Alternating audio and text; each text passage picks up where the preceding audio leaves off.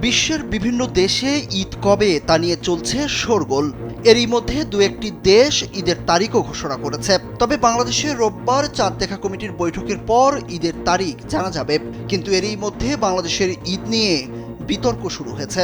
সংযুক্ত আরব আমিরাত ভিত্তিক সংবাদ মাধ্যম খালিজ টাইমস তাদের এক প্রতিবেদনে উল্লেখ করেছে, বাংলাদেশে শনিবার চাঁদ দেখা যায়নি, ফলে দেশটিতে ৩১ মার্চ সোমবার পবিত্র ঈদ উল ফিতর উদযাপিত হবে। একইভাবে মধ্যপ্রাচ্যের আরেক সংবাদ মাধ্যম গালফ নিউজও বলছে, বাংলাদেশে ঈদ উল ফিতর উদযাপন করা হবে সোমবার।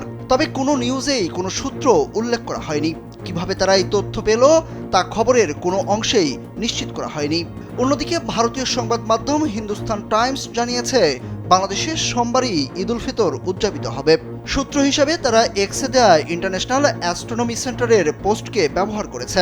এদিকে বিষয়টি জানার জন্য কালবেলার পক্ষ থেকে ইসলামিক ফাউন্ডেশনের জনসংযোগ কর্মকর্তা বিল্লাল বিন কাসেমের সঙ্গে যোগাযোগ করা হলে তিনি জানান, এমন হওয়ার কোনো সুযোগই নেই।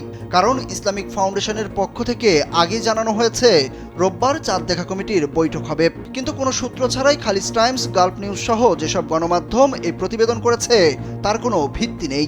তারা কোন সূত্রে এটি পেল তাও জানা নেই কর্তৃপক্ষের। কোনো সুযোগ নাই, কারণ চাঁদ দেখার উপর এটা ডিপেন্ড করে।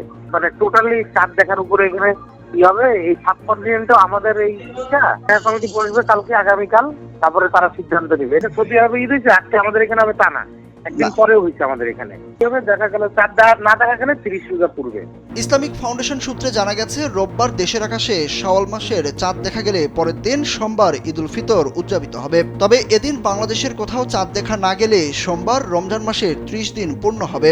সেক্ষেত্রে ঈদ উদযাপিত হবে মঙ্গলবার ১ এপ্রিল।